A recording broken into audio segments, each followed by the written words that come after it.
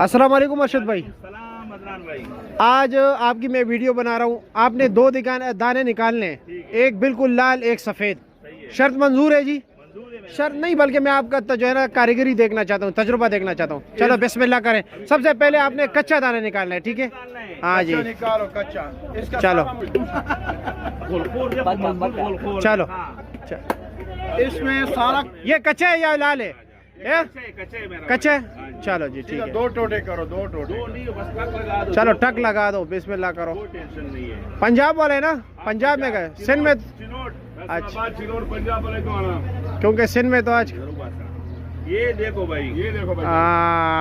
दो टोटे करो, दरमियान में पीस करो। चलो नहीं अभी लाल भी निकालेगा ना, इसका पता चलेगा। ये लो जी, इसको बोलते हैं गोलखोर नंबर 1। वाह पंजाब में आते हैं भी। हाँ अभी चलो लाल भी निकाल दो, लाल भी निकाल दो।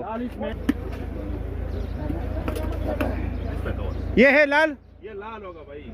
अच्छा चलो बिस्मिल्लाह करो। ये देखो भाई,